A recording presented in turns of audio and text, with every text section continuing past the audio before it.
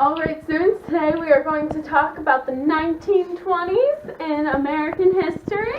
We're going to start off with the Harlem Renaissance and the mass media entertainment that took place during this era. The Harlem Renaissance started when African Americans moved north to New York City, and the growing movie industry began to take a greater impact in Americans' lives.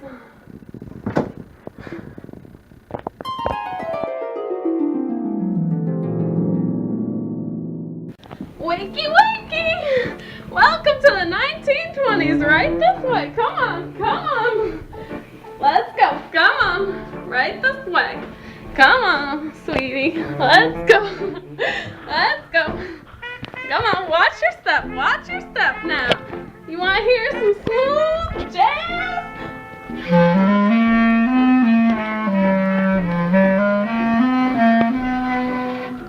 Looky there, there's a flapper. Welcome to Harlem, New York City, where the African American population is over 200,000. Guess what? In our technological advancements with our radio stations lets us hear coast to coast around the world. Welcome to the Flapper Gallery.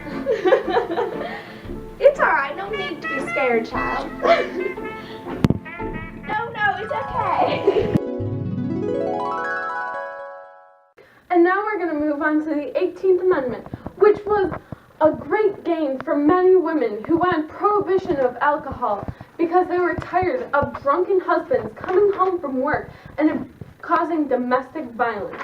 Though with the 18th Amendment that prohibited the sale and manufacturing of alcohol, there was still illegal smuggling and bootlegging going on.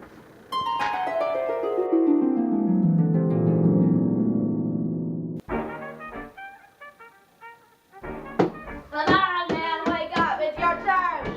Quiet. Hey, Let's go. You owe me money! I'm not even drunk. Who are you, Al Capone? You owe me Why would I owe you money? because I bootleg alcohol for Why you! would you do that? It's illegal. Why? Because I you're drunk. have it all. I'm done. You're drunk!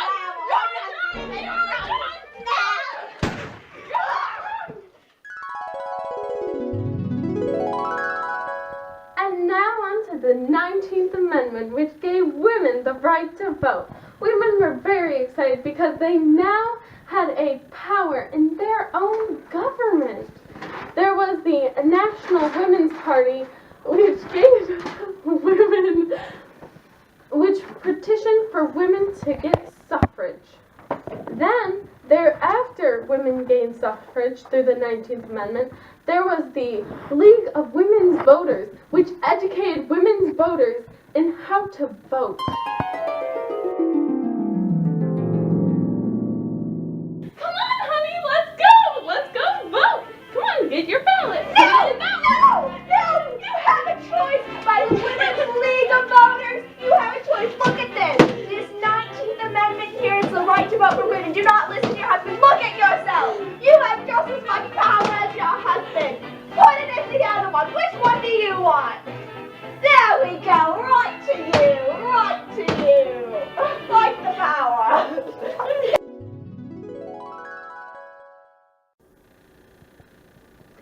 And now on to the teapot scandal and other scandals of the Harding administration. And now since my whiteboard isn't standing up, I'll just hold it momentarily. Now 2 members of Harding's cabinet, Ball and Daugherty, accepted bribes and were allowing prisoners to escape persecution.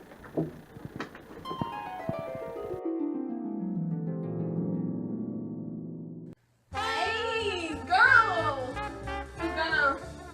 I'm gonna hook you up with some money for the oil company teapot scandal we got going on, right? Then Mr. President can't do nothing about it. He's dead. We can get that money oil right away, right? I'll be your own team, man. I'm Daugherty, and I think that I can help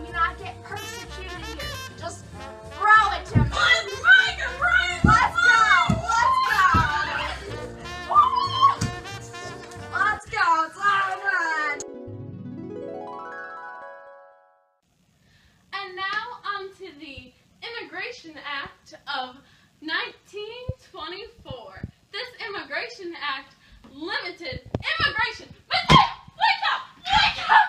Wake up! Pay attention. The Immigration Act limited immigrants from Southern and Eastern Europe, and also from Asians. Now, the Sacco and Vizetti case was when immigrants were persecuted because of their race. So these Italians were convicted of false crimes that they did not commit, of robbery and murder. And they were convicted in jail.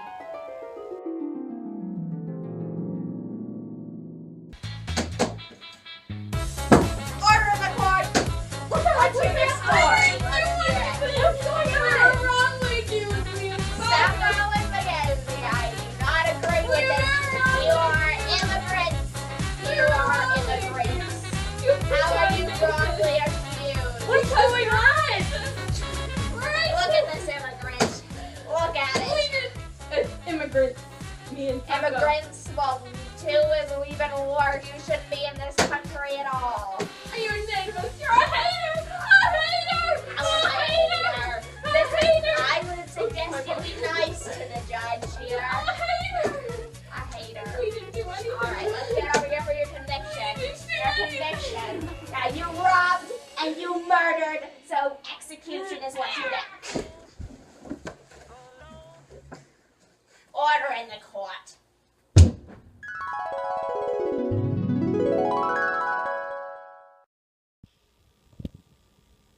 And now, on to Mellon's economic philosophy. Mellon believed in a trickle-down economy, similar to Hamilton. Mattea, stop rolling around on the ground. If you keep doing this, you're going to have to read AMSCO. You're AMSCO, okay? Pay attention. Now, back to Mr. Mellon. He thought that the economy would heal itself, and that if we reduce spending and the tax cuts to the rich, the economy would fix itself and we would have no more economic problems.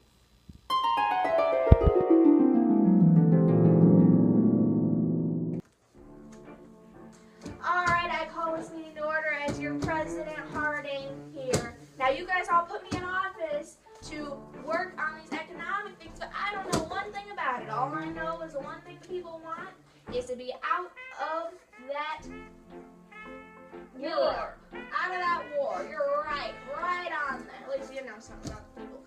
Alright. So, let's first order of business is the economy. I need all ideas. So you're the treasurer. What do you got to say, Mellon?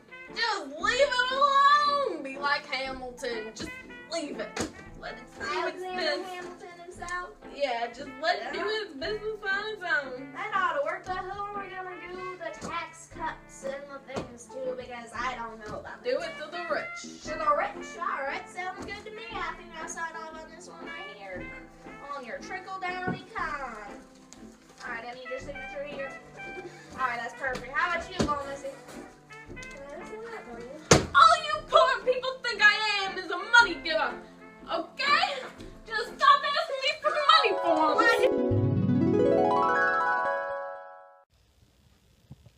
And now on to the Red Scare of the 1920s, which started soon after World War I, because anti-German feelings were high due to the Americans being mad at being dragged into an unnecessary war.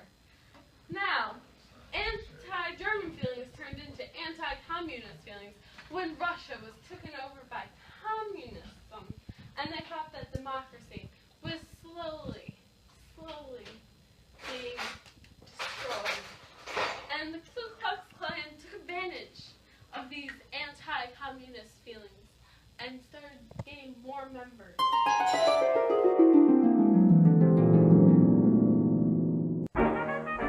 Yo, get out of our country! Do this, I'm good at it. Get out of our country! I'm a nativist! We don't want you here! No more communism, only capitalism. Move Get out of here! American, the Get out of here!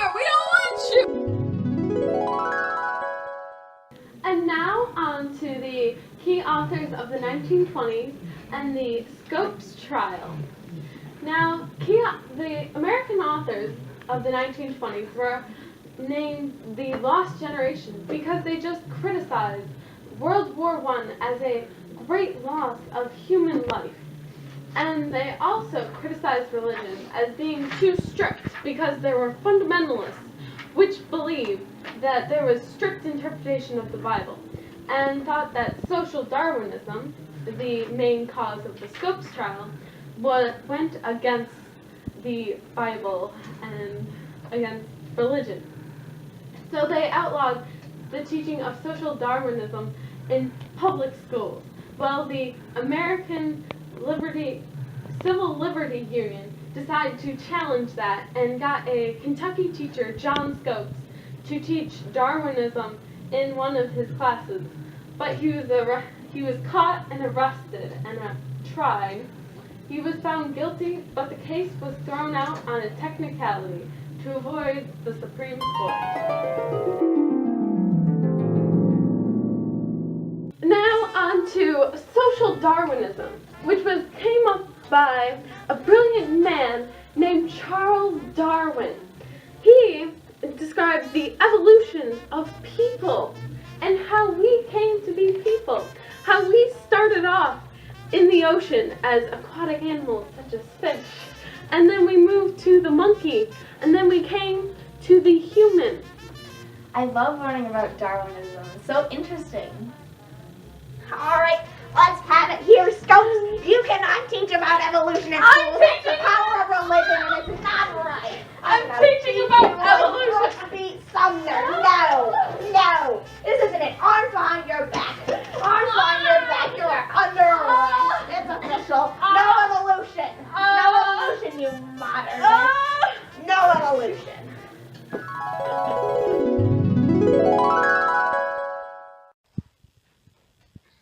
And the last topic we will be covering about the Roaring Twenties is Henry Ford and the assembly line and consumerism. Consumerism was advertising of products to get more Americans to buy them because they now had so much more money. Now, Henry Ford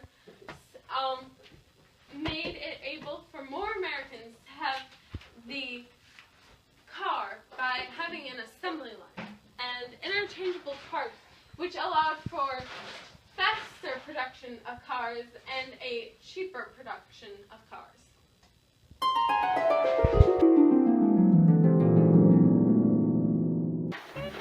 Now looky here, sweetie. This car is now available to young Americans like you because of Henry Ford and the assembly line, because of interchangeable parts, and now how cheap it is for you to buy it with your small minimum wage. And consumerism does such a great job that you know how cheap it is, so you can buy one. What are you doing here? I'm doing here because consumerism is a crock of crap.